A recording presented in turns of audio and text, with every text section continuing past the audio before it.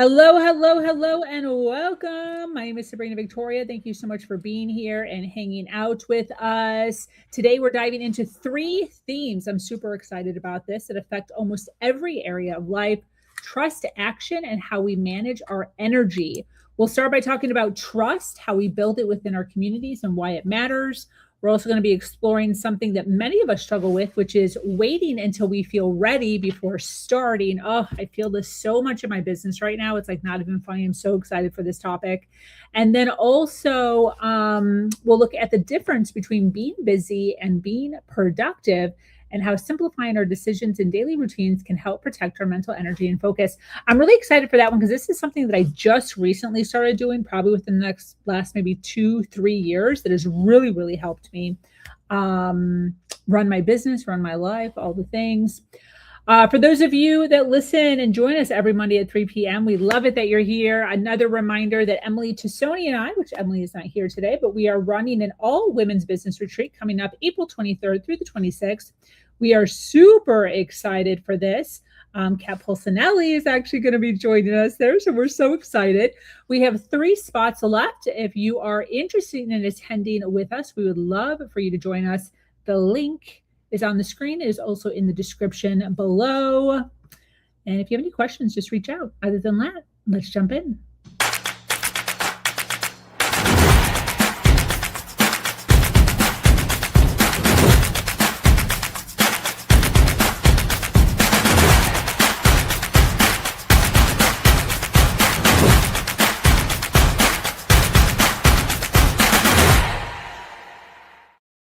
All right, we already have a full house listening. Thank you so much for being here and hanging out with us. We so appreciate it.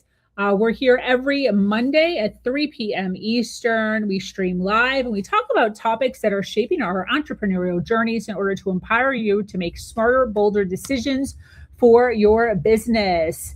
Very first topic that I want to jump into today is given to us by Stephen Barlett. We were just talking about this off screen. All 3 of us were like, we love Stephen. Just such a great interviewer. And here he's interviewing Brene Brown. So we're super excited to see her on the platform. And she's talking about a really, really beautiful thought that I don't really think about too often anymore. I do know that this was a thing when I was younger. I feel like the more that I'm coming into myself, I think the quicker I'm able to like spot bad people, like bad guys. But not so much when you're younger, right? When you're younger, there's always this dichotomy of like trust. Who can I trust? And my best friends and stuff like that. But anyways, I'm going to go ahead and get this rolling for you ladies. And everyone listening here live. Remember, we are live. So if you have a comment, if you'd like to join us in on the conversation, please feel free to drop in the comments and we can talk to you here live. But other than that, let's listen to Stephen Barlett and Brene Brown. Jar theory. So I got a jar of marbles. I saw that. Could you explain to me your theory? This is how we teach trust. Where do I get my information? Ellen's in 4th grade, my oldest. She comes home from school. She slides down the door into a heap, sobbing. Oh my God, Ellen, are you okay? Are you hurt? What's going on? Something hard happened. She shared it very confidentially with 1 or 2 of her friends. They had told everybody in her class, all 30 kids. Everybody was laughing and pointing and making fun of her. And she said, I will never trust anyone again. And my mind was, damn straight, not a good person. You trust your mama and that's it. That's not the right thing to do, right? You want a kid who can develop trust with others. So I said, trust is really hard. She said, I don't understand it. I said, trust is the marble jar. Every time you share something with someone that's confidential and they don't share it, they get a marble. When you want to share something really private and personal, you look for a friend whose jar is full of marbles. Do you have any marble jar friends? And she said, Hannah and Lorna. And I said, why? They've got big marble jars that are full. And I said, this was what? It was crazy. Tell me something they do to earn marbles. Oh, well, like if I get to my tray late at lunch and there's no place to sit, Lorna will scoot over and give me half her seat and I can sit at the table. And then the other day when I had strep throat, Hannah was worried about me. So remember her mom called and said, Hannah's worried about Ellen. Why wasn't she at school? But then the biggest thing that Hannah did was the other day, Oma and Opa, my parents, came to my soccer game, and Hannah looked over and goes, "Oh my God, your Oma and Opa are here." And I said, "Why was that a big deal?" And she goes, "Because everybody's divorced and remarried. And I've got 4 sets of people," and she remembered their names. And what was shocking to me is that Ellen was conveying that these marbles were being earned on these very small. She knew my grandparents' name. She gave me a seat to sit at. She checked on me when I was missing school. Trust is built slowly over time, a marble at a time. And that's how we teach trust to the most senior leaders in Fortune 100 companies. Leaders believe that in the middle of a crisis, you can just look at your people and say, "Trust me, here's what we're going to do." And it means nothing to people. What matters is a leader that walks past you in the morning and says, "Hey, good to see you, Stephen. How's your mom's chemo going?" Marbles, marbles. Then when the crisis happens, you don't need to say, "Trust me." You just need to say what's on your mind. They trust you. I've heard about your marble jar. Ooh, I didn't catch that last part before. You don't have to tell people to trust you once you've already built the trust. It's just already there. Dude, that's freaking good. Did you ladies grow up with a lot of girls in your world? Like I went to church, and like this is just giving me like church vibes. Like we all fucking just, it was so much drama all the time with trust when I was growing up with my freaking girlfriends. It was insane. There was like 8 of us, and there would always be like groups of like 3 or 4, and then we'd all like fight, and then we'd like go over here, and then we'd fight, and then like a whole nother group would be formed over here, and then we'd like ostracize like some of it. It was awful. Did anyone else go through that? Go ahead, Kat. Sorry. Absolutely. It's actually one of the reasons why younger in my years, I actually didn't have a lot of girlfriends. And you and I have talked about this, Sabrina. It was one of the reasons why years ago, 3-4 years ago, that I was really hesitant about joining your group, because I had always had these terrible experiences with girls. And even in my like medical career and other things, it was still a terrible experience. Like there was always somebody that was backstabbing or doing something. So like I had this ingrained notion that like women were just bitches, and they you couldn't trust them and you couldn't be friends with them. And so it really isolated me. And you know, Sabrina is actually one of the very first people that I was like, you know what? Like, F it, let's just go and let's see what happens. And it really did kind of help me shift that entire perspective from you cannot trust and tell women absolutely anything to there actually are women that are out there that are willing to build you up as much as you are willing to build them up. Yeah. And I think a lot of what I have learned is when you show up as a trustworthy person, people trust you and will also be a trustworthy person toward you. And I think that's one thing that I think I was messing up when I was younger, which a lot of us did, right? Like we're all a little untrustworthy growing up. I was raised in a very religious household, so that means basically I was a liar, because you're usually leading 2 lives. I want to speak for everybody, but a lot of younger people are leading 2 lives when they're raised in a religious household. And lack of trust, right? Lack of trust. If you're always lying and always getting caught in lies because you suck at lying, then there's a lack of trust within your friend group, within your family, within your community, within everyone. And I found it right around late 20s, probably, honestly, late 20s, where when I decided to step into like truth, where I was like, I'm not doing a double life anymore. I'm going to lead an absolutely authentic, truthful life. And when somebody asks me a question, I'm just going to tell them the truth and see what happens. Like some people might not like me. Some people might not appreciate that. Some people, I don't know, but I'm just going to try that. And that's, I think, when everything changed for me. Yeah. Kaylee.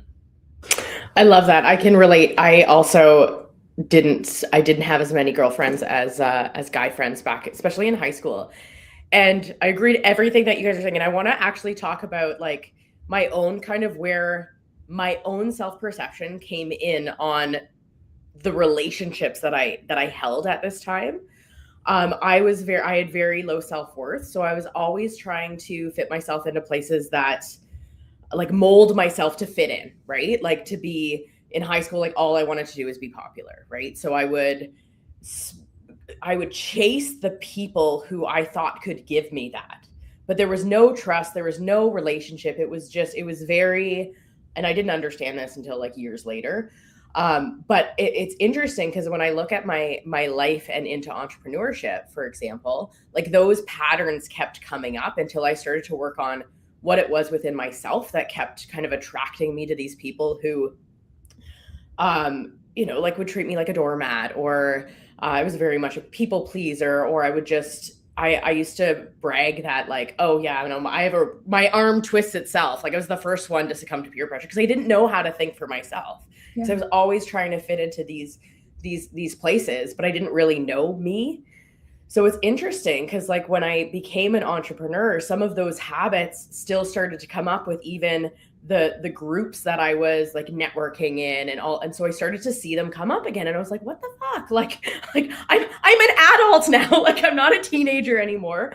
Why are these patterns? So I started to do more of the inner work to figure out what is it within me that keeps attracting or keeps kind of kind of forcing myself into places where like I felt like I didn't belong. It's interesting, but it's funny because I spent my whole life having a lot of friendships that weren't really true friendships. And it wasn't until I actually met my now husband. So we've been together for 16 or so years. We actually met from a group of friends that I was hanging out with. They didn't treat me very well and I let them walk all over me. But I now know that I was friends with these people because I met him. And when I met him, I started to see how him and his friends interacted. And I actually saw how trust and relationships and friendships that, it doesn't matter who you are or what you do or how much money you have or what your parents like, they like you for who you are and not all of the external things. I had never experienced that. And I started to see that more and more and more. So it's really interesting when I see those patterns play out and I see kind of why that pattern interrupted for me. And even now, like I'm more hesitant with self-trust. Like I don't share certain things. Like you do have to earn that trust because I had years and years and years of not knowing that. But it's really fascinating. It's really fascinating to see how those patterns play out and why. Yeah, absolutely. Kat? I love that you said, you held on to your trust before you let it out. Mm-hmm. I actually did the opposite. So when I got out of my abusive relationship, I had been so disconnected from everyone, right? Except for work. That was my safe space. And so my thought was, okay, well, he's always told me all these bad things about everyone and why I should never trust anyone and why I should never be around them. But I'm going to do the opposite. I'm going to give everybody the benefit of the doubt until they prove me wrong. And that screwed me as well, because you just become so vulnerable and you put your heart out on your sleeve and people recognize that, because they do, you get taken advantage of, right? Mm-hmm. And so for me, I had to relearn that there was an in-between space that you could hold. And what I really find interesting, and I was thinking about this as I was watching this earlier, is I don't necessarily believe that trust was my main issue. It was that my boundaries or my standards were really an issue, right? I didn't have those. I didn't know how to put those forth. So I just thought if I trusted people and loved them for it, that they would end up loving me back. And so that was a really hard lesson. But the other thing that came up for me when I was watching her do the marble jar was, I think that this is something that we should be using as adults, not only in friendships and things like that, but I think in relationships as well. I think about the things that, especially us women, because we love to be loved and we want to care for people. We want people to care for us. We tend to fill that marble jar up with ghost marbles before someone has actually proven their point, right? And then we kind of try to stack it, but those marbles are invisible and we're giving them all this space when in reality, the marbles are down here at the bottom. And I know that was something that I feel like I did for years in my relationship. And so just for anybody that needed to hear that, I feel like that was something I needed to say. It was yes, pay attention to your marble jar and also make sure that those marbles are real, not ghost marbles. And if you need to, you can always remove marbles from that jar as well. Love that. It's kind of the what is that? Falling in love with potential. They're like potential marbles. Mm-hmm. Real marbles. You know how they always say that. I remember there was an article that I read years and years ago. It said, "Are you in love with your man, or are you in love with his potential?" Because we like make up like who we think they are, and they're really not. Like in our head. That's good. Yeah, totally appreciate that. I but Kaylee? To add into that, I think sometimes we create stories and we create expectations, like when people don't live up to those expectations that we create for them, right? Like, so we create stories around other people. And that's, I think, the ghost marbles, is we create these expectations based on how we want to perceive that relation, how we want to perceive ourselves in that relationship. And then when that doesn't match our standards, because we actually created that standard, we can only create our own standards and our boundaries. We can't create that for someone else, right? Yeah. And they don't live up to those boundaries. And then we make that mean something. So for me, that I always made that mean something about myself. And then it was like, I just kept constantly putting myself down. So it's so fascinating to see how it's not as simple as just, marbles in a jar. Like, there's so many pieces to it. But with the more you grow in your own self-awareness and awareness of your worth and who you want to spend time with and how you want to feel in your relationships and all of those things, I think you can start to catch it a lot quicker too. Yeah.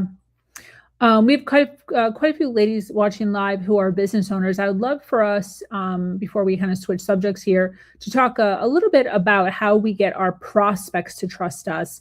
I just recently, probably within the last 6 months, dropped quite a bit of money, a few $1,000s on a coach, and on a program, not on a coach, on a program. And when the program was presented, I probably had to listen to, I don't even know, 15 ads before I purchased. And then, of course, you get into their funnel, and then it's like upsell, upsell, downsell, upsell, upsell, whatever it is, right? The whole thing that they put together. And I remember there was one upsell that was like $500, right? There was a bunch of them. One of them specifically was like $500 or $600. And I remember thinking to myself, hell yes. And then I was like, why is this a fucking hell yes? This is $500 for this thing. Like, what is going on? And I remember thinking to myself, because I a lot of times buy things for the funnel. So I want to see the funnel that they're taking me on. And then I also want to see the emails that come afterwards. Like, I'm learning during the whole thing, right? Like, I'm also getting the content that they're giving to me, obviously, but I'm also paying attention. And I remember thinking to myself, hell yes. And I was like, why is this a hell yes? And I was like, I trust this person. I know that whatever the hell this bullshit $500 thing is, it is above and beyond a $500 price tag. I knew that without a shadow of doubt. And I was really paying attention to that. And that has stuck with me. It's now been a few months. I'm still retelling this story over and over again. And it has stuck with me as far as me really starting to pay attention to, yes, be a good person. Yes, be a good leader. Yeah, all the things, right? Because I run a community, Age Club, my community. And I want my ladies to trust me. But I've really come to realize that the things that I say, the things that I do, are they conveying trust? Not like, do they like me? Not like, do I teach good things? It's like, do these people freaking trust me to lead them in a direction towards success? So I'd love to kind of hear your thoughts on that, as far as audiences, as far as prospects, as far as communities. Like, how or what are you doing in order to lead with trust, so that individuals trust you to give them your stage, give them your money, give them their time, their energy? What are your thoughts?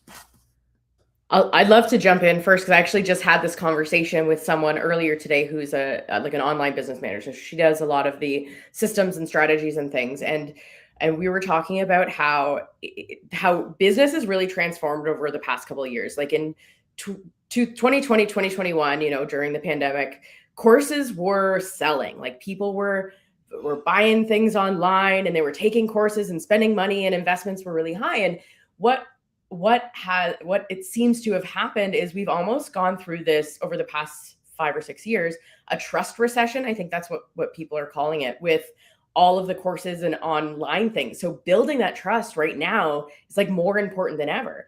I remember when I started my business, so 5 years ago, someone was telling me people need like, I think they were saying like 6 to 12 touch points before they buy. So that was 5 years ago. I think that number has like tripled now or something. Like there's so much more because there's people did get burned from investments they made or not having that trust. So people are not as like trigger happy to buy things. So for me, I like to see where can I just give out free value. So just like what we were just listening to, right? Stephen Bartlett's Diary of a CEO podcast, that's free. Anyone can listen to that, right? So the more you can kind of be sharing and be authentic, because that's the other part of it, right? Like, so showing up, giving value, making those touch points, but being yourself. I didn't even realize how great of a compliment this was until like weeks later. Someone I met at an in-person networking event. They'd been following me on social media for a while, and they said, "You are the exact same as you are online in person."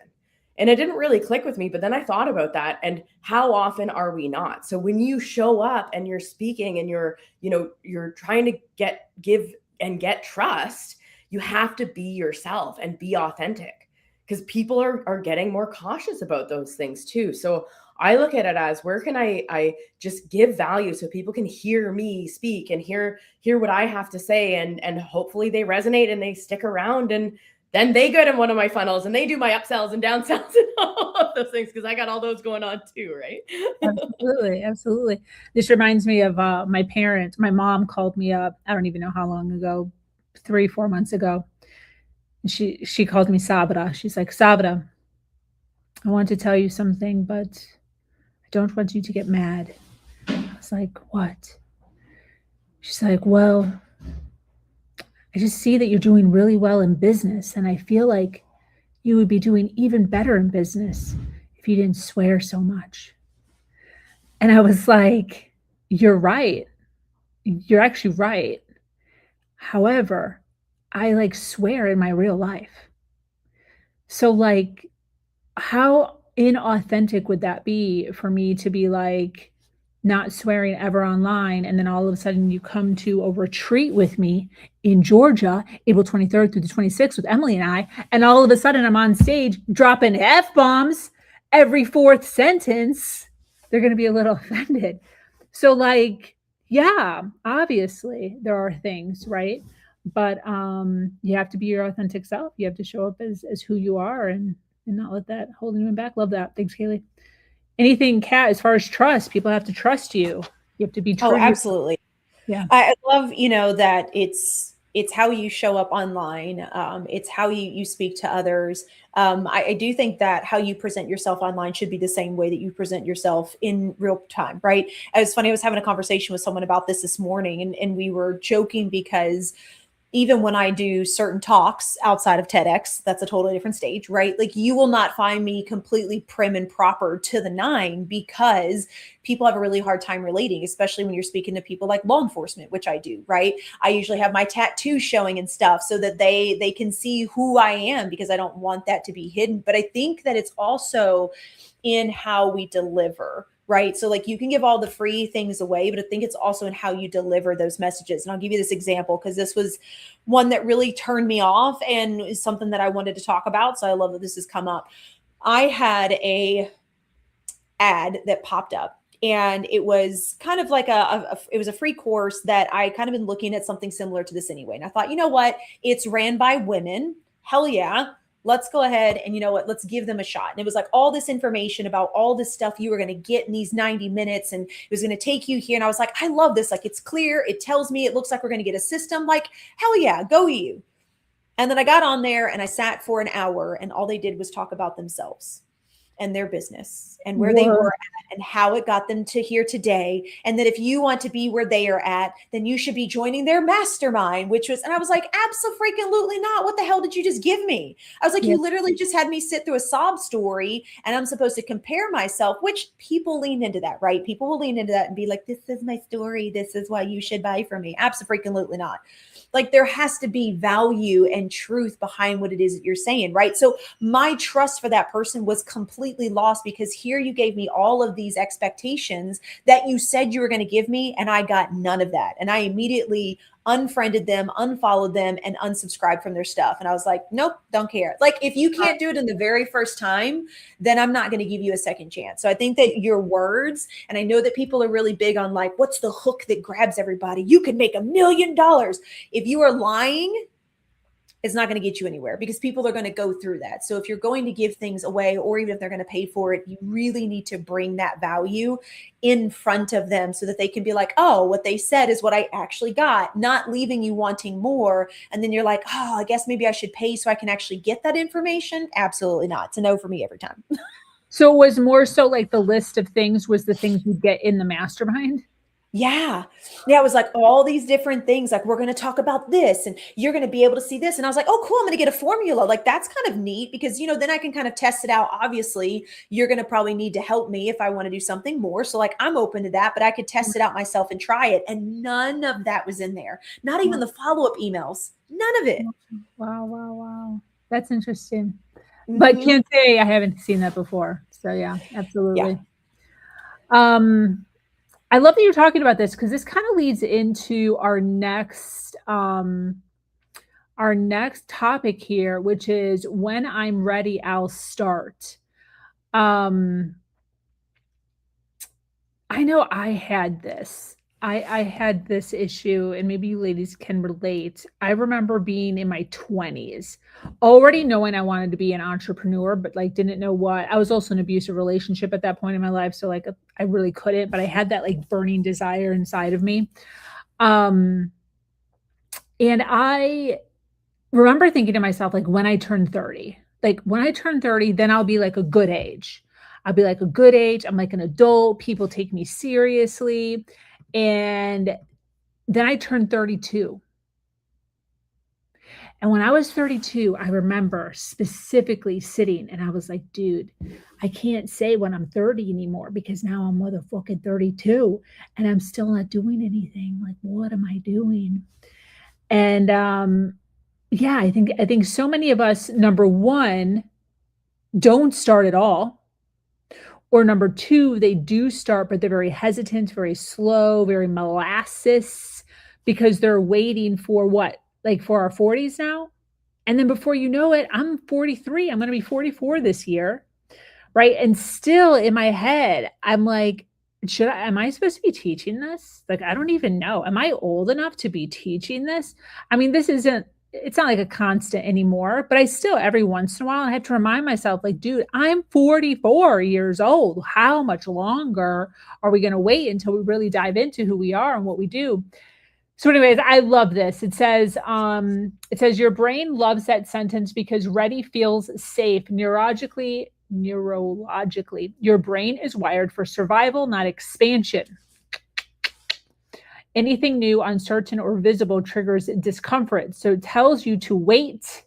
Yes.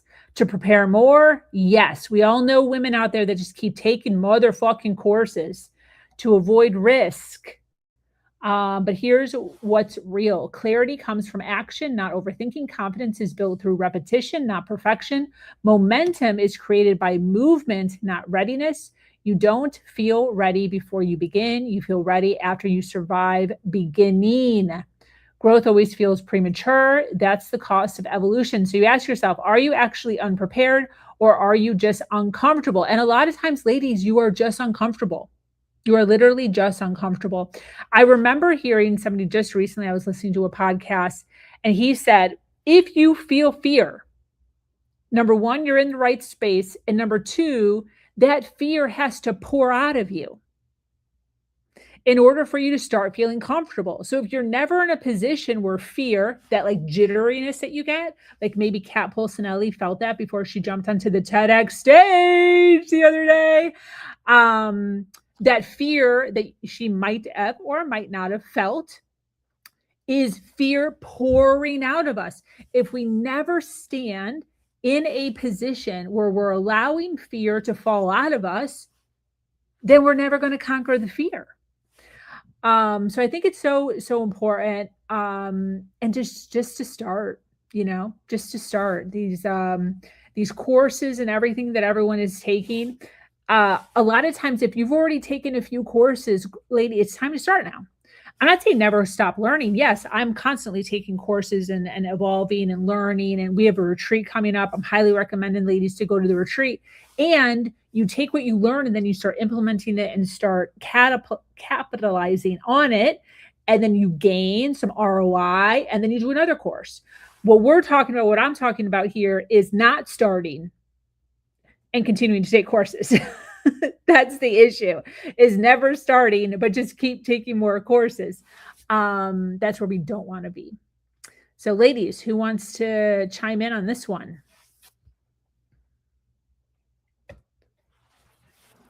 Oh, Kaylee, you want to take this one? I think I took the first one. Well, I could talk about this all day. So I was going to give you the space to go first, but I'll go. Because I want to talk a little bit about my story and how I see this come up, because it is such a common form of self-sabotage. So if I waited till I was ready, like right before we came on, you guys heard my child, right? It's March break. He's home. He's 6.5. I also have a 4-year-old. I've been in business for 5 years. So if you do the math, if I waited till I was ready, I would not be on this call talking to you right now, because with a 1.5-year-old at home, I wasn't quite pregnant with my daughter yet when I launched my business, right? So if you wait until you're ready, you're never gonna do it, right? Like, it's just timing. Yeah, timing sometimes is everything, but if you keep using time as an excuse, like part of my story, which I'm not going to go super into, my son also had a 2-year cancer journey where he was diagnosed with leukemia when he was 2. My daughter was 6 months old.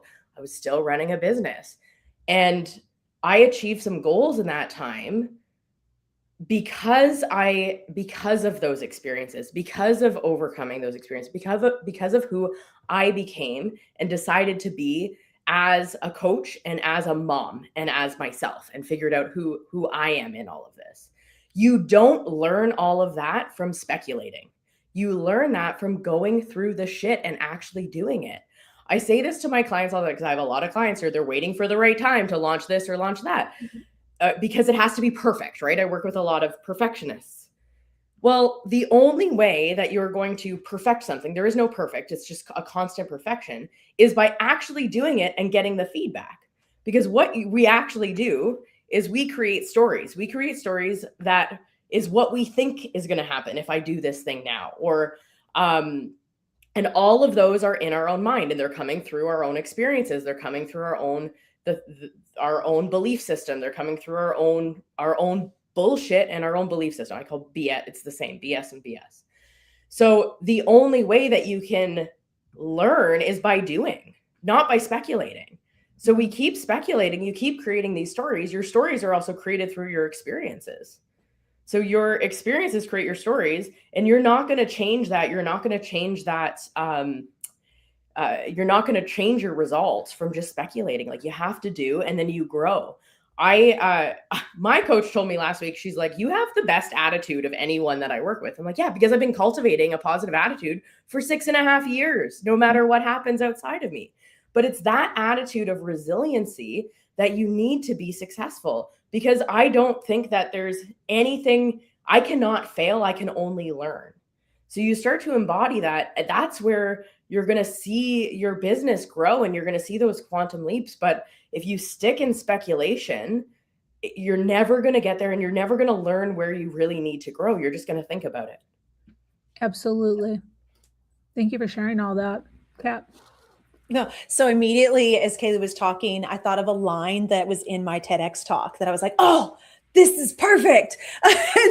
And the line is that I use is I was actually talking about judgment, which really, I think, plays into the reasons why we play to be ready, because there's all these judgments that we're doing. And the line that I used was, our brains hate gaps. So when it doesn't have all the information, it fills in the blanks. It needs the complete picture, so it makes one up. The problem with that is when our brains make up that story is filled with our fears and our judgments. All of that is inside of that. And I think that plays a lot into us not being ready. You know, when I was watching this, one of the first things that came to mind was the quote by Albert Einstein, you know, doing the same thing over and over again and expecting different results. So many times we get stuck in these patterns and we're like, I don't understand why it's not changing. Well, because you're doing the same freaking thing. You go to the same job, you say the same things, you don't shift anything. But in that regards, I think that that's where it comes down to choice. And that is the thing that we have to decide to do something different with, right? You're always, think of it this way. When we talk about being ready, and Sabrina, you were talking about, you know, shaking and being nervous, which by the way, yes, I did have, but mine was more like afterwards and it like flooded. But I think as adults, right, we get in this cycle of I have to be professional and I have to be an adult and I can't be a child and I'm supposed to be perfect. And in the infancies and being a child, we were a lot more relaxed. We were a lot more laid back. Failure wasn't really a term that we used, right? So if we can think of it as in you have always done things that you never knew how to do. Do you know how to ride a bike? Well, one day you had to fall off of one to be able to figure it out. Do you know how to swim? Well, you probably almost drowned and then you eventually learned how to swim. Like there's all of these things that we have done throughout our entire life that we had zero clue how to do. But we did it anyway. But for some reason, when we become an adult, we just like throw all of that out the window. We're like, oh my gosh, I've never done a scary thing in my life. And that's bullcrap. You do it all the time. The first time that you had a job, wherever it is, your first job at 16, at 18, your third job when you transition companies, you didn't know exactly what you were doing, but you pushed forward and you made the choice to continue forward. That's where I think movement comes. And there was something in here that when we were talking about the moment, right? I think that especially in the space that I have been in, you hear a lot of people say, you know, well, you just gotta wait for it and let it come to you. I believe that you can dream and vividly see yourself in a space like I did with TEDx and standing on that stage. And when the moment shows up, which could be a phone call or an introduction or an email, or you meet someone that does something that you have to pay attention to those nudges, those little nuggets and say, that's my chance. And then you have to take the action, which, you know, they talk about in there, because if you aren't taking the action, you aren't doing anything with it. It's just sitting there. Though the world isn't going to bring it to you if you aren't willing to do anything back, right? It's a two-way street. Yeah, that's good. When I gave my TEDx, I wasn't nervous at all. I was like ready to motherfucking go. But then 4 to 5 minutes in, I like realized I was on stage. Like it hit me. I was like, I'm fucking doing this. I'm fucking killing it right now. And then I got nervous. It was so weird. And I don't want to say nervous like, oh, I was shaking, but the your mouth gets dry when you're nervous. It's like one of the cues that you're freaking out. And my mouth started to get dry right around like minute 4 or 5. But that's good, right? That's good. That's fear leaving the body. Absolutely. Definitely. Go ahead. Yeah. One of my favorite mantras that I used to use when I started my business was, I'm comfortable being uncomfortable. Mm-hmm. Because like the things that we're not doing, it's because it's not within our comfort zone, or I actually call it our familiarity zone, because for most people, our comfort zones aren't even that comfortable. It's just what we're familiar with, right? Absolutely. So I used to just really have to teach myself to be, and now there's still things where I still get nervous, or, you know, I'll still like, you know, you're still growing, but it's, you learn how to kind of sit with it instead of retract because of it. So it's, I am comfortable being uncomfortable. And you just create that knowing that you're safe, even though you don't feel comfortable, because this is outside of what you're familiar with, and like validating that that's okay and that's normal. Yeah, it's good stuff. Love it. Thanks for sharing. All right. Next one. Oh, this next one is so good.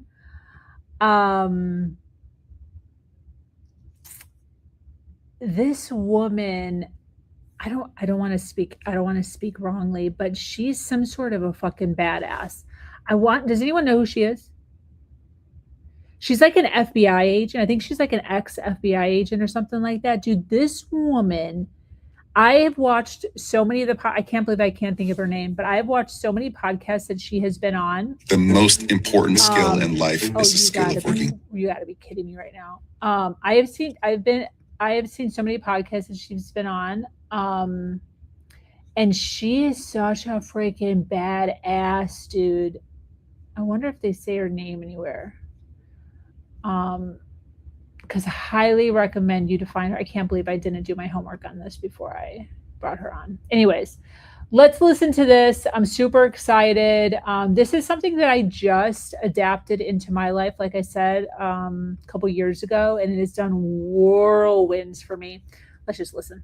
President Barack Obama, he had 30 of the same suits. Why? Just because you're busy, it doesn't mean you're being productive. Your brain, your cognitive load is like a bathtub. If you have a bathtub, the bathtub can only hold so much water. If you keep putting water in, it's going to...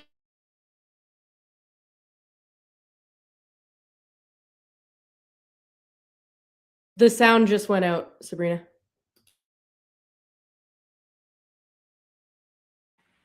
You muted yourself and it muted the video. You're stressed out, you're frazzled because you're maxed out. So everything I do, I learned this from watching. Your brain, your cognitive load is like a bathtub. If you have a bathtub, the bathtub can only hold so much water. If you keep putting water in, it's going to overflow. That's your cognitive load. It's the same thing when you put stuff in there. I'm going to add more stuff and more stuff and more stuff. Your cognitive load is overflowing. It's maxed. You're inefficient. You're sloppy. You're not getting things done right. If you are, you're just barely getting there. You're everywhere. You're stressed out. You're frazzled because you're maxed out. So everything I do, I learned this from watching presidents, I keep my load light.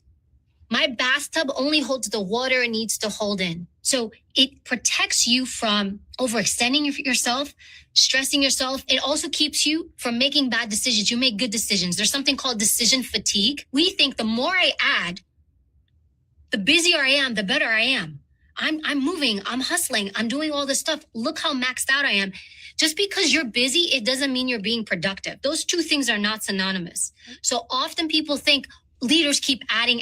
No, you know what good leaders do? They take out of that bathtub. What can I do less of so I can be exceptional at the other things I do? President Barack Obama, he had 30 of the same suits. Why? So he didn't have to make so many decisions every day? Yeah. He didn't want to sit and figure out what he's going to wear. It's a decision he didn't have to make. That keeps his bathtub light. Think about all the decisions he had to make every single day. Boop, take that thing out. You don't have infinite resources. You do not have an infinite cognitive load, and you do not have an infinite emotional load. Don't keep adding. Your job is to take out so that the things you do, you do exceptionally well. And you're much more emotionally stable. Lighten your bathtub. President Barack Obama, he had... Freaking love that. I just found her, by the way. All I did was put blonde. I put blonde woman, ex-FBI badass. And she freaking populated. Her name's Evie. And this is the book she's written, Becoming Bulletproof. She is amazing. So she wasn't FBI. She was criminal investigation. Former Secret Service agent, polygraph examiner, safeguard U.S. presidents, and led complex criminal investigations, worked undercover, and is a master of communication psychology. I highly recommend watching all podcasts with this woman in it. She's freaking brilliant. But anyways, back to what she was talking about as far as busy not equaling success. One of the things that I learned probably 2 years ago when I implemented this on a podcast, I'm obsessed with the podcast if you haven't already noticed, a person is only capable of answering 20 questions a day. Once they reach the limit of 20, they start to get tired. They start to get overwhelmed. They start to get what she's calling fatigue. Now, a question isn't like your husband coming up to you and being like, where are the scissors? A question is anything that you ask yourself, anything someone else asks you, any like multiple choice, yes and no, that you have to do throughout your day is a question. So when you wake up in the morning and you have to figure out what to wear, that is a question. Do I wear this or do I wear this? Do I wear this or do I wear this? 3 of the things that I have done in my life that have changed my entire life is my wardrobe. I predominantly only wear black, green, gray, and that's fucking it. Will you see me in another color? Absolutely. But I predominantly wear green, black, and gray. That's it. Also matches my branding colors. Other thing is the makeup I wear. I used to have a huge drawer just filled with all the makeup and all the colors. Now my makeup is literally this big. I have one eyeshadow compact. I have one blush, one contour, one mascara, one eyeliner, just one. And do the same makeup every single day. Same. I never ever change it. The only thing that changes is when I'm done with my eyeshadow, the packet, the little like 4 colors, and I go buy another packet, I can buy a different color. So it might be purple tones, might be green tones, might be gray tones. I don't know what it is. That's the only thing that I change. Everything else stays the same. The other thing is my jewelry. I have like maybe 4 or 5 different pairs of earrings that I wear. You'll see them all the time. And then I don't have it on right now, but I have 4 rings that I wear every time. I have the same bracelets that I wear every time.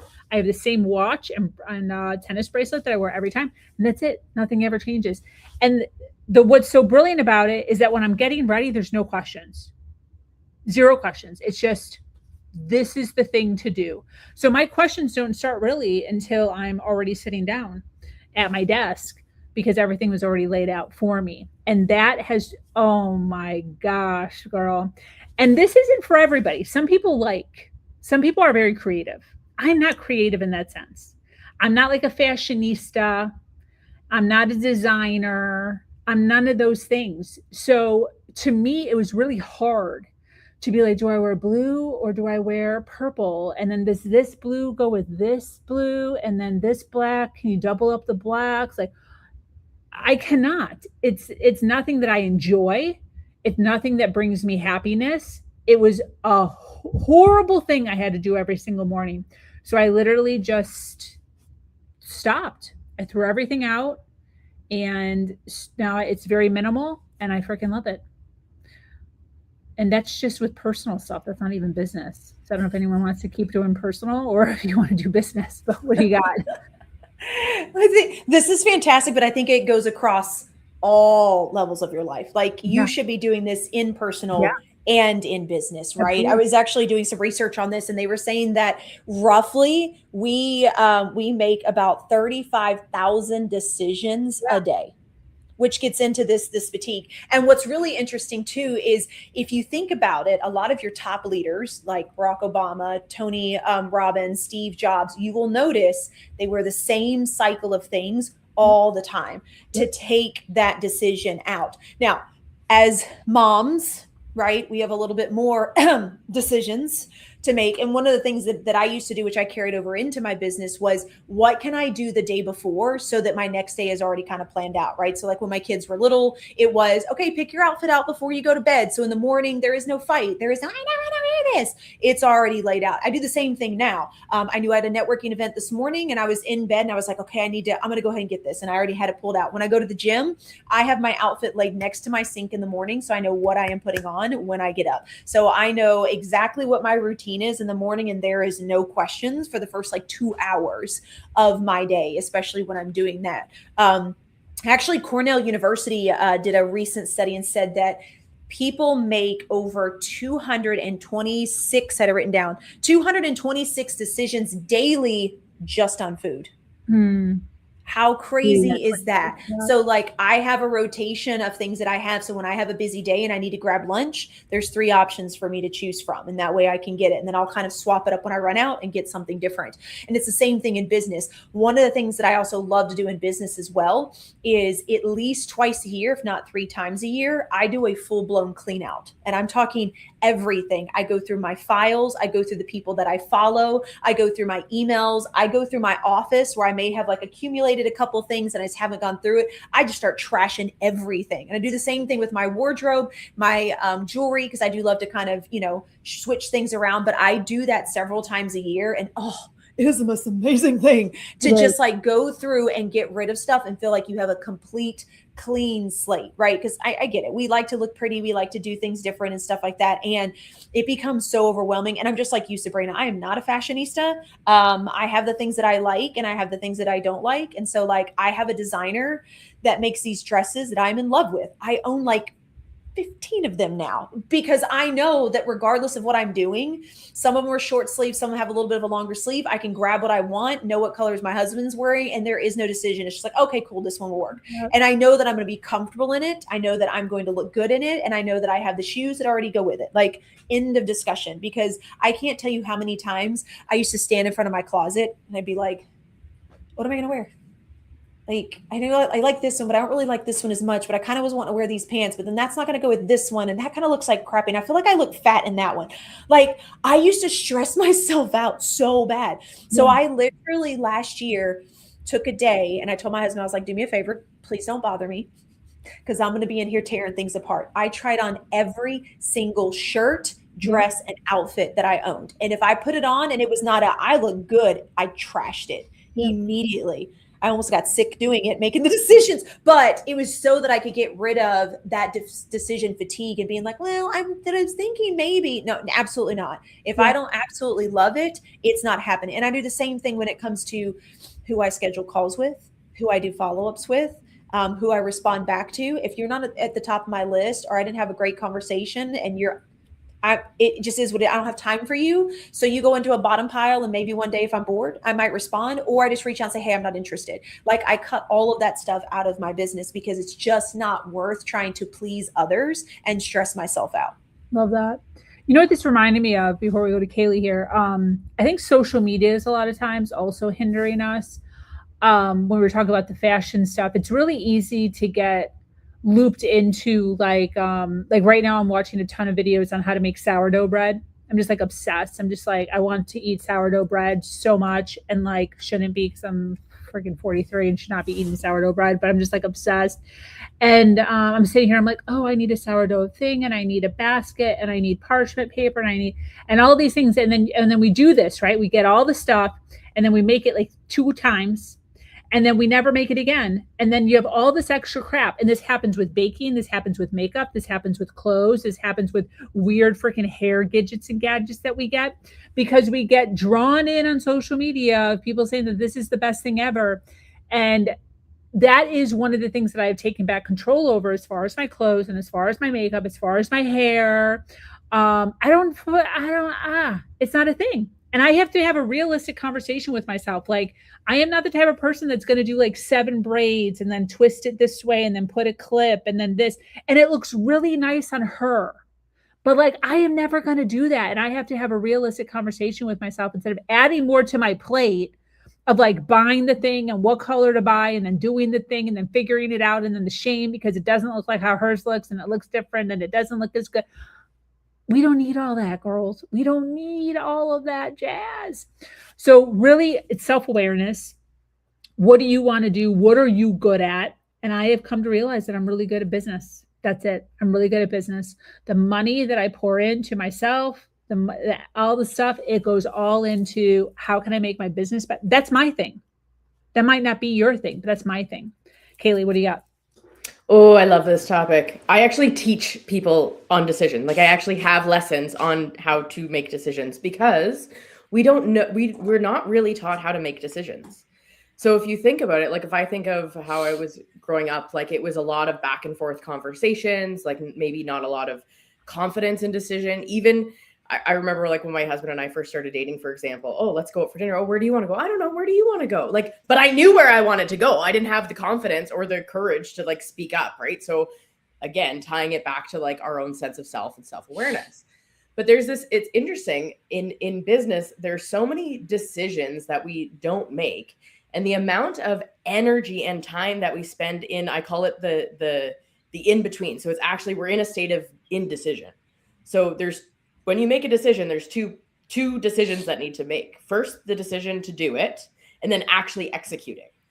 And it's the space in between, oh, I have an idea, or I have something I want to invest, whatever that is, and then actually pulling the trigger and taking that action. I always ask my clients, like, and anyone who's kind of sitting on this call being like, oh yeah, no, I can see myself there. What is the energy of staying in the middle actually costing you? Like, what is and I want, like, not just like physically, like how much money is this going to cost you? What's the investment? It's like, how much time and energy, like, did you stay up at night thinking about this? And if you actually like visualize yourself making that decision and going ahead and pulling the trigger, so whether it's in an investment or it's hiring someone or it's delegating or whatever, like imagine how freeing it will feel after you actually make that decision, because all of your time and energy that you could actually be using in your business to grow your business is now spent in the state of indecision. But we're not aware of what that is actually costing us. So you start to ask yourself the right questions. So for me, when I'm making a decision about my business, I ask, will this decision move me any closer to my goals? And if the answer is I'm not sure, then it's a no, because no is a decision, and no is a decision that I think we need to make more instead of, oh, not now. Just say no. You can always come back to it later. It's a no right now, so it's a no. And if I know that it's going to move me towards my goals, it's a yes, and I always find a way to do it, always. And like, just not sitting in that space is so productive. But I mean, I spent my entire life in that space too. So it's easier said than done, of course. When you start to ask yourself the questions and really like gauge that, you can start to notice how much time and energy you're spending in indecision and decision fatigue, and really, really shift that. But again, the other things that you might want to be working on for your own self and self-awareness is confidence and courage and self-belief and self-trust, and all of those things. You're kind of working on them within yourself while you're making the actual physical decisions. Yeah, absolutely. Loved all of that, for sure. Yeah. Well, these are some awesome topics that we covered today, ladies. Thanks so much for being here. Closing thoughts as we wrap up. Kat Polsinelli, closing thoughts. Closing thoughts. Oh, okay. So many. I think it's really, I feel like it has come full circle today on deciding who it is that you want to be, not what everybody else wants you to be, who you want to be, whatever that looks like, and then making the choice to be that regardless, right? That builds trust within yourself. It builds trust within others. It's going to propel you to make movement and be more ready, because you're going to feel that confidence start to build because you are believing in yourself instead of looking for the outside validation. And then it's also going to bring us full circle when it comes to, the decisions that you're making, because like Kaylee said, your decisions are going to get easier, right? Because it's going to be an I don't know means a no. So make the damn decision, whatever that is, whatever it is that you feel called to, even if it's, I don't know if it's going to work, try it out. If it fails, who freaking cares? Move on to the next one. That's what life is about. Life is not about sitting still, and living in the same cycle and thinking that that's going to get you somewhere. That is called the definition of insanity. But it is about doing something, whatever that looks like. Love it. Kaylee, closing thoughts. There are no failures, only lessons. So just like Kat was saying, but I think too, like, really notice how much we should on ourselves.